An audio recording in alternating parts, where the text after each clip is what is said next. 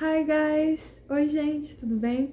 Então, hoje nós vamos ver verbo to be. Sim, o tal do verbo to be tão comentado, né? E tão pouco compreendido, digamos assim, porque eu sei que muita gente tem esse problema com o verbo to be, porque eu não sei o que acontece, realmente a gente aprende na escola e parece que o negócio não entra na nossa cabeça. Mas aqui no curso vocês vão entender. A gente vai tratar sobre o verbo to be em diversas aulas, porque é realmente a base do inglês, né? É o inicial ali, mas é ali a nossa plataforma, então é muito importante que a gente aprenda, tá bom? Então peço para que vocês peguem o lápis, peguem a caneta, um caderno, para que vocês possam fazer anotações sobre o verbo to be, tá bom? Sobre essa aula. Então vamos lá. Basically, the verb to be is not that thing, that scary thing that everyone thinks that it is. It's simple, it's basic, and we will learn it pretty quickly, okay? O verbo to be não é um bicho de sete cabeças, não é tão complicado quanto a gente pensa, então vamos primeiro passar por essa limpeza psicológica. Então, assim, tira da sua cabeça que você nunca vai aprender o verbo to be, que você vai sim. Então, fique tranquilo e agora a gente pode entrar na nossa aula, tá bom? Então, gente, o verbo to be, ele é composto por vários verbos, né, em várias formas, mas o que a gente vai ver nessa aula vai ser o am, que eu uso para falar eu uso para falar sobre mim, ou seja, I, que no caso é eu. O is, que eu uso para he, she, it, and it, né, it, que é basicamente no singular, né? Então, he is, she is, it is. E o are, que eu uso pra you e todo o resto. They, we, tá bom? Ou seja, nós, eles, você, vocês, tá bom? Eu vou usar o are. A gente vai ver isso com mais calma em outras aulas, mas a princípio é isso. Agora a gente vai falar sobre as aplicações do verbo to be, que é o que eu mais quero que vocês tenham em mente, tá bom? Aplicação, primeiro, o verbo to be, ele pode ser utilizado como verbo de ligação. Gente, mas por que tem esse nome, verbo de ligação? Tem esse nome porque funciona como... Porque não indica uma ação, porque geralmente... Vou dar um exemplo. Geralmente, o verbo correr, por exemplo, run, né? Traduzindo para o inglês, o verbo correr é run. A gente usa esse verbo para indicar uma ação, né? Run, correr, é uma ação. Porém, quando esse verbo é de ligação, ele não indica uma ação. O verbo de ligação, ele conecta duas partes, tá bom? Você tem que imaginar o verbo de ligação como se fosse uma cordinha. Ele conecta as duas partes, mas ele não indica uma ação, tá? Ele tá ali paradinho só para conectar as duas partes, tá? Então, por exemplo, eu quero que a gente tenha em mente uma personagem aí, Sully, tá bom? Essa personagem Sully vai ser a personagem que a gente vai trabalhar sobre ela no dia de hoje, tá? Todos os exemplos que eu for dando vão estar relacionados a essa nossa personagem, tá bom? Então vamos lá. Sully is thirsty. O que é thirsty? Eu sei que é difícil de pronunciar, vamos lá. Thirsty, tá? Thirsty, dessa arranhadinha, mas é normal. Vamos lá. Sully, que é a nossa personagem, is thirsty.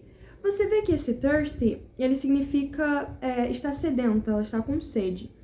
Ou seja, esse verbo to be is, ele não indica uma ação, ele só está conectando. Ou seja, Sully está sedenta, está com sede, tá bom? Ou seja, ele indica como se fosse um estar aí, né? Como se fosse estar.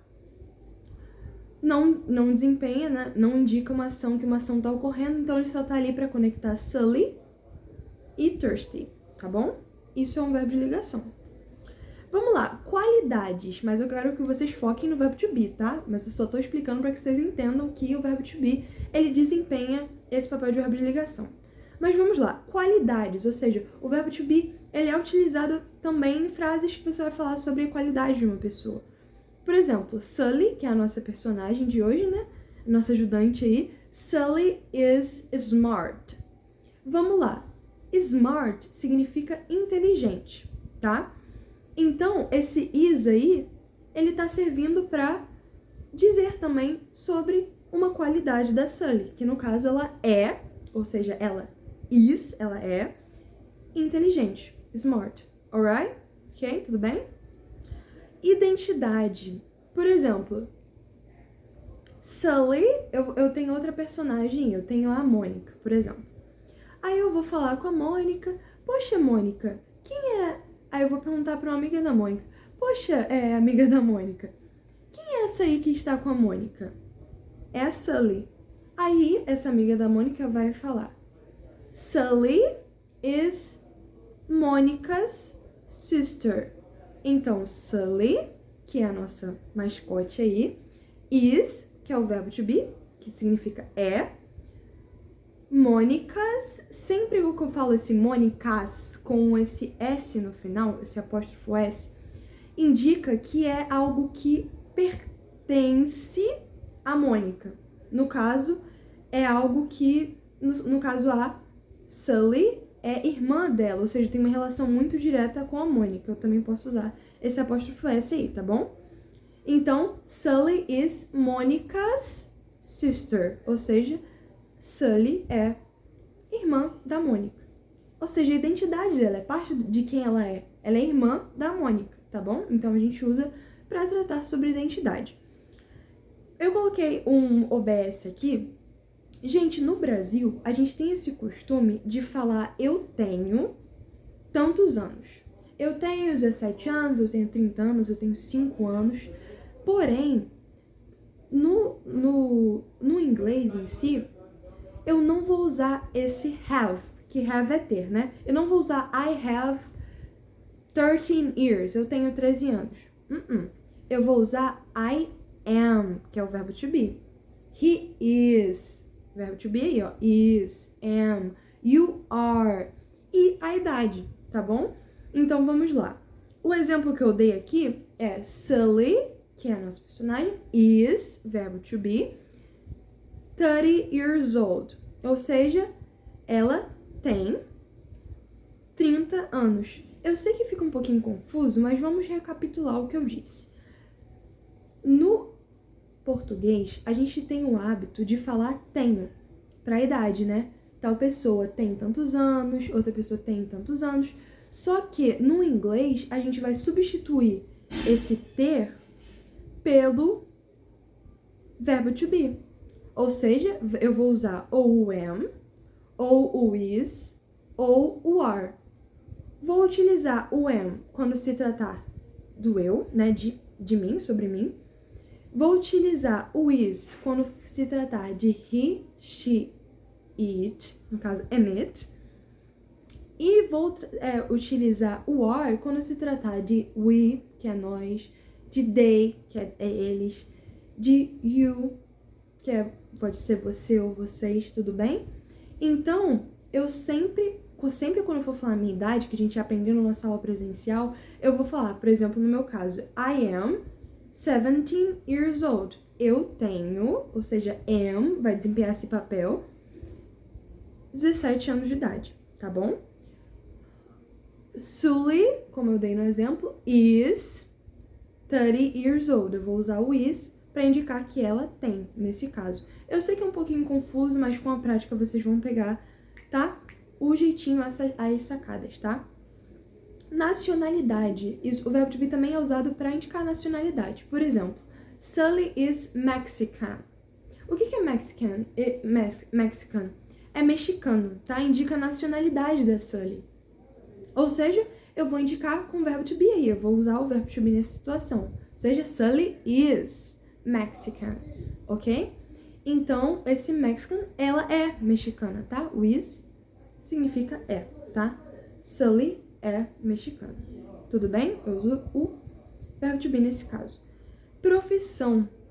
Para indicar a profissão de alguém. Sully is a doctor. A doctor. I'm sorry. Sully is a doctor. Ou seja, Sully é uma doutora, tá? É doutora. Ou seja, médica, enfim, nesse caso, médica, né? Então, gente, o principal, a nossa base é essa, tá bom? A gente vai abordar sobre o verbo to be passado, a gente vai abordar sobre as formas, né, interrogativa, que é para fazer pergunta, sobre a forma negativa, né, para negar algo. Porém, vão ser em outras aulas. A princípio, é isso que eu quero que vocês saibam.